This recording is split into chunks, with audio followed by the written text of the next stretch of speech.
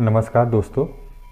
जब हम इन्वेस्टमेंट करते हैं, इन्वेस्टमेंट चाहे अपने देश में करें या इन्वेस्टमेंट किसी दूसरे देश में करें, चाहे हम स्टॉक खरीदें, बॉन्ड खरीदें, म्यूचुअल फंड खरीदें, कमोडिटी खरीदें तो या फिर करेंसी खरीदें, उसके लिए हमें कुछ इंडिकेटर्स देखने पड़ते हैं। कुछ इंडिकेटर्स ग्लोबल इंडिकेटर्स होते हैं और कुछ इंडिकेटर्स नेशनल इंडिकेटर्स होते हैं। उनमें सबसे महत्वपूर्ण इंडिकेटर होता है जीडीपी। किसी भी देश के लिए जीडीपी को नज़रअंदाज नहीं किया जा सकता। मैं और मेरा मानना यह है कि जीडीपी ग्रोथ ही ऐसा पहला इंडिकेटर है जो इन्वेस्टमेंट करने के लिए देखना चाहिए। हम अपने देश में, अपने प्यारे देश भारत में जीडीपी को नज़रअंदाज किए बिना इन्वेस्टमेंट नहीं कर सकते। जीडीपी किसी भी इकोनॉमी की इकोनॉमिक हेल्थ बताता है कि जीडीपी इंडिकेटर किसी भी इकोनॉमी की इकोनॉमिक हेल्थ बताता है। वो ये बताता है कि वो देश में इकोनॉमिक एक्टिविटी किस तरीके से हो रही हैं। अब ये जीडीपी क्या होता है, इस पर हम चर्चा करेंगे। जैसे मैंने पिछले वीडियो में बताया था कि एक इंडिकेटर नया आया है, वो है यूएसए के जो प्रेसिडेंट है डोनाल्ड ट्रंप के decision related to tariff and other decision. ये एक इंडिकेटर है, लेकिन जो सबसे बड़ा इंडिकेटर है हमारे देश में इन्वेस्टमेंट के पर्पज़ से, वो है जीडीपी ग्रोथ। और हमारे देश में ही नहीं, किसी भी देश में अगर आप इन्वेस्टमेंट करना चाहो, अमेरिकन सिक्योरिटी खरीदना है, जापान की सिक्योरिटीज़ खरीदना है, या फिर तुम्हें किसी अन्य देश की सिक्योरिटी खरीदना है, तो उस देश के जीडीपी ग्रोथ को स्टडी करना ही पड़ेगा। तो सबसे पहले हम ये जानते हैं कि जीडीपी आखिर होती क्या है, जीडीपी होती क्या है, किस तरीके से काउंट की जाती है और इसके क्या इम्पैक्ट होते हैं। तो सबसे पहले हम जानते हैं जीडीपी क्या होती है। जीडीपी का मतलब होता है किसी भी देश की सीमा के अंदर उत्पादित होने वाली सभी अंतिम वस्तुएं और सेवाओं का मौद्रिक मूल्य जीडीपी के अंदर कैलकुलेट किया जाता है। ये मॉनेटरी वैल्यू में कैलकुलेट होती है तथा इसमें जो सबसे देखने वाली बात होती है वो ये है कि ये फाइनल गुड्स को फोकस करती है। फाइनल गुड्स का मतलब क्या है, जैसे कि वो गुड्स जो इंटरमीडिएट नहीं है। जैसे कि अगर हमें जैसे हमें ब्रेड बनानी है, तो ब्रेड बनाने के लिए फ्लोर की ज़रूरत होती है, आटे की ज़रूरत होती है। तो आटा क्या है, इंटरमीडिएटरी गुड्स है और ब्रेड है फाइनल गुड्स है। तो हम ब्रेड की कीमत को जीडीपी में शामिल करेंगे, ना कि आटे की कीमत को। इसमें एक अच्छा पॉइंट और है कि स्पेसिफाइड पीरियड तो या 3 महीने के लिए, 6 महीने के लिए या 1 साल के लिए होता है। जो सबसे वो देखने का है वेदर प्रोड्यूस डोमेस्टिक और foreign, regardless of whether producer are domestic और फॉरेनर। इसका मतलब क्या है, ज्योग्राफिकल बाउंड्री के अंदर यदि प्रोड्यूसर या तो भारतीय है या विदेशी है, लेकिन उसका जो प्रोडक्शन है वो भारत की सीमा के अंदर है, तो जीडीपी में शामिल होगा। यदि कोई भारत का व्यक्ति दूसरे देश में प्रोडक्शन करता है, चाहे वो बेशक उस प्रोडक्शन का जो लाभ है वो भारत में भेजे, लेकिन वो जीडीपी में कैलकुलेट नहीं होगा।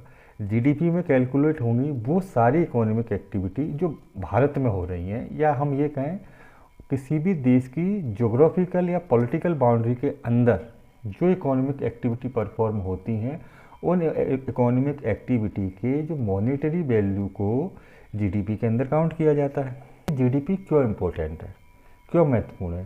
क्योंकि जीडीपी से आइडिया ये लग जाता है कि किसी भी पर्टिकुलर देश की जो इकोनॉमी है उसकी ग्रोथ रेट क्या है। यदि ग्रोथ रेट कम हुई है तो मतलब उस देश की इकोनॉमी में कुछ समस्याएं हैं, वहाँ इकोनॉमिक एक्टिविटी ज़्यादा नहीं हो रही, या तो कंजम्पशन कम हो रहा है, या इन्वेस्टमेंट कम हो रहा है, गवर्नमेंट स्पेंडिंग कम हो रही है। तो जब कोई इकोनॉमी ग्रोथ नहीं करेगी तो वहाँ इन्वेस्टमेंट करने का क्या मतलब है। जब हम इन्वेस्टमेंट करना चाहते हैं तो इकोनॉमिक ग्रोथ देखते हैं। अगर किसी कंपनी की देखो कंपनी को इस पर्पज से देखते हैं, कंपनी शब्द ही आ गया, कोई अगर कोई देश की इकोनॉमी ग्रोथ कर रही तो जाहिर सी बात है वहाँ की कंपनियाँ भी ग्रोथ करेंगी, तभी तो ग्रोथ हो रही है, कंपनियां ग्रोथ कर रही हैं तभी तो इकोनॉमी ग्रोथ हो रही है। तो ये सारी चीज़ों का एक आइडिया लग जाता है कि अगर देश की इकोनॉमी ग्रोथ कर रही है तो वहाँ की जो इंडस्ट्रीज हैं वो भी ग्रोथ कर रही होंगी, इसलिए जीडीपी का जो जीडीपी इंडिकेटर है वो सबसे बेस्ट इंडिकेटर है या प्राइमरी इंडिकेटर है। जीडीपी को फोरकास्ट किए बिना इन्वेस्टमेंट करना सही नहीं है। किसी अगर हमें जीडीपी को फोरकास्ट किए बिना इन्वेस्टमेंट करते हैं तो ऐसा लगता है कि हम नौसिखियाँ हैं मार्केट में। तो जीडीपी को समझना बहुत ज़रूरी है। अभी हमारा Q3 फाइनेंशियल ईयर 2024-25 का डाटा आने वाला है 28 फरवरी को, 28 फरवरी 2025 को। तो देखते हैं वो डाटा के लिए फोरकास्टेड क्या होता है। देखो हाँ, फोरकास्टेड जीडीपी को अगर ईयरली जीडीपी होती है तो पहले गवर्नमेंट एडवांस एस्टीमेट जारी करती है, फिर प्रोविजनल एस्टीमेट जारी करती है, उसके बाद रिवाइज एस्टीमेट जारी करती है। फाइनेंशियल ईयर के बाद रिवाइज एस्टीमेट जारी होते हैं और वो रिवाइज एस्टीमेट पहले साल होंगे, दूसरी साल होंगे और तीसरी साल होंगे। तो जो जीडीपी के जो फिगर हैं वो कम ज़्यादा होते रहते हैं और वो एस्टीमेट आते रहते हैं, लेकिन क्वार्टरली जो एस्टीमेट होते हैं वो क्वार्टर के अंत में आते हैं। तो वो क्वार्टरली एस्टीमेट हम देखते हैं वो कैसे हैं। देखो हमारा Q3 फाइनेंशियल ईयर 2025 का डाटा आने वाला है जिसके फोरकास्ट कुछ इस प्रकार है। एसबीआई ने कहा है कि जो Q3 का एस्टीमेट है, ग्रोथ है, वो 6.3 to 6.8, एक फिगर थोड़ी गलत हो गया, 6.8 तक रहने के आसार हैं। दूसरी तरफ ICRA ने बोला है कि ये जो 6.4 रहने के आसार हैं, और हमारी सरकार का अनुमान, इंडिया रेटिंग का अनुमान है कि 6.5 रहने का अनुमान है ग्रोथ। लेकिन अभी 28 फरवरी को एक्चुअल डाटा आ जाएगा, वो क्या कहता है वो ये बताएगा। अब इसी प्रकार देखो सरकार ने ये भी कहा है कि फाइनेंशियल ईयर 2025 का सरकार का अनुमान है, जो बजट से पहले बताया गया था, वो है कि हमारी जीडीपी की जो ग्रोथ है वो 6.4 तक रह सकती है। फाइनेंशियल ईयर 24-25 के लिए 6.4 बताई है और 25-26 के लिए 6.7 ग्रोथ एस्टीमेट की गई है। दोनों ही एस्टीमेशन जो 24-25 के लिए एस्टीमेट किया गया है वो हमारी सरकार ने किया है, और फिर 25 के लिए एस्टीमेट किया गया है। जो एस्टीमेट निकाले हैं वो मिनिस्ट्री ऑफ स्टेटिक्स ने, गवर्नमेंट ऑफ इंडिया ने बताए हैं 6.4 की ग्रोथ रह सकती है, 6.4% की ग्रोथ रह सकती है। और आरबीआई ने फाइनेंशियल ईयर 25-26 के लिए जो ग्रोथ फोरकास्ट की है वो 6.7% की है। अब ये ग्रोथ फोरकास्ट करते कैसे हैं, इसके विषय में हम आपको एक दूसरे वीडियो में बताएंगे। अभी देख लेते हैं कि अन्य जो एजेंसियां हैं, वो रिपोर्ट है वो क्या कह रही है। एक रिपोर्ट देखते हैं। देखो इन्होंने बताया है कि इंडिया की जो जीडीपी है वो Q3 की जो डाटा है, जीडीपी का डाटा, वो फ्राइडे को आने वाला है, और एनालिस्ट एक्सपेक्ट कर रहे हैं कि जीडीपी की जो ग्रोथ है वो 6.3 के आसपास रहने के अनुमान है।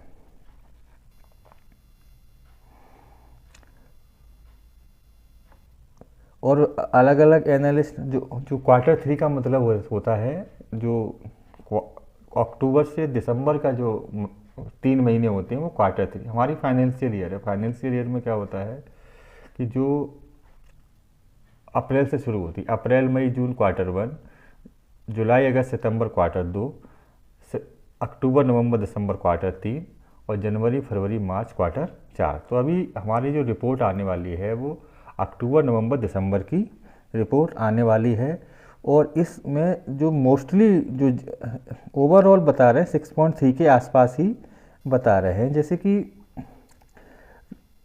सबसे कम जो बता रहे हैं जीडीपी ग्रोथ, वो नोमिरा की बता रहे हैं, वो 5.8% एक्सपेक्ट कर रहे हैं।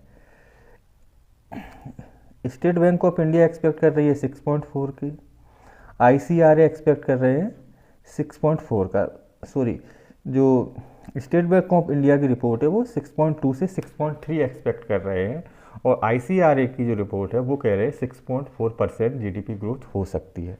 अब बात आती है, तो जीडीपी ग्रोथ एक्सपेक्ट कर रहे हैं, जीडीपी ग्रोथ काउंट कैसे होती है? देखो, जो जीडीपी का जो डाटा लिया जाता है वो, अगर हम अपने देश की बात करें, वो मॉनेटरी वैल्यू लाख करोड़ में लिया जाता है, क्वार्टर 1, क्वार्टर 2, क्वार्टर 3, क्वार्टर 4। और ये कैलकुलेट किया, इसे दो तरीके से कैलकुलेट किया जाता है, growth in quarter on quarter basis और growth in same quarter on previous quarter basis. तो जो सबसे सही रहता है वो ये रहता है सेम ईयर क्वार्टर और प्रीवियस ईयर क्वार्टर में जो ग्रोथ आती है वो ग्रोथ देखी जाती है, वो ईयरली ग्रोथ मानी जाती है। जीडीपी के जो कैलकुलेट हैं, क्वार्टर 1, क्वार्टर 2, क्वार्टर 3, क्वार्टर 4 को काउंट करके टोटल ईयरली ग्रोथ को काउंट कर लिया जाता है। तो इस बार ग्रोथ को एक्सपेक्ट देखा जाएगा, तो कैसे देखा जाएगा? क्वार्टर 3 करेंट ईयर और क्वार्टर 3 प्रीवियस ईयर, इन दोनों में देखा जाएगा कि जीडीपी ने एक्चुअल ग्रोथ कितनी की है। और अगर एनालिस्ट ऐसे भी देखते हैं कि क्वार्टर 3 करेंट ईयर और क्वार्टर 2 करेंट ईयर, ये क्वार्टर ऑन क्वार्टर ग्रोथ हो जाती है, और ईयर ऑन ईयर ग्रोथ का मतलब होता है कि क्वार्टर 3 होगा, sorry, year on year growth का मतलब होगा क्वार्टर 3 करेंट ईयर और क्वार्टर 3 प्रीवियस ईयर। मतलब कि 2024 में अक्टूबर, नवंबर, दिसंबर में कितनी मॉनेटरी वैल्यू, कितनी जीडीपी काउंट की गई है, और उसको कंपैरिजन कर लेंगे 2023 के अक्टूबर, नवंबर, दिसंबर की मॉनेटरी पॉलिसी से, जीडीपी की मॉनेटरी वैल्यू से, लाख करोड़ से, और वो ये बता देंगे कि कितनी जीडीपी ग्रोथ हुई है। सब ने बोला कि पिछले जो फाइनेंशियल ईयर था, जो फाइनेंशियल 23-24 की जो आंकड़े थे, उन आंकड़ों से जो जीडीपी है वो 6.4, मतलब 6.2 से 6.4, नोमिरा को छोड़ दिया जाए, वो 5.8% एक्सपेक्ट कर रहे हैं, ऐसा जीडीपी ग्रोथ रहेगा। अब बात हम ये करते हैं कि जीडीपी क्यों इतना इफेक्टिव होता है। देखो, हमारी पिछले क्वार्टर की जो जीडीपी ग्रोथ है, क्वार्टर ऑन क्वार्टर बेसिस कहें या फिर ईयर ऑन ईयर बेसिस कहें, तो दोनों में 5.4% ग्रोथ देखी गई। तो ये पिछली जो ग्रोथ आ रही है उससे बहुत कम थी, और हमारा मार्केट लगातार गिरता गया। अब जो इसका डाटा बाद में आया, लेकिन मार्केट पहले से गिर रहा है, तो कुछ इंसाइट्स होते हैं, बड़े इन्वेस्टर होते हैं, पोर्टफोलियो इन्वेस्टर होते हैं, एफआईआई होते हैं, डीआईआई होते हैं, कुछ इनके इंसाइट्स नहीं होते, सॉरी, इंसाइट हम नहीं कहेंगे, इनके पास रिसर्च होती है। रिसर्च के आधार पर थोड़ा थोड़ा इन्हें आइडिया लगता रहता है कि जीडीपी ग्रोथ ऐसी रह सकती है, फोरकास्टेड सही नहीं फोरकास्ट करते रहते हैं, और बताते हैं कि डाटा इतना कम या ज़्यादा रह सकता है, तो उस आधार पर डिसीजन लेते रहते हैं। जीडीपी को मेरा मानना है, जीडीपी ग्रोथ या जीडीपी का डाटा एक बहुत बड़ा इंडिकेटर है, जो हम स्टॉक मार्केट में इन्वेस्टमेंट या कह लें ट्रेडिंग भी करते हैं। तो आज के लिए बस इतना ही। अगले वीडियो में फिर एक नए इंडिकेटर को लेकर आएंगे, या फिर जीडीपी पर ही चर्चा करेंगे। तब तक के लिए नमस्कार, धन्यवाद।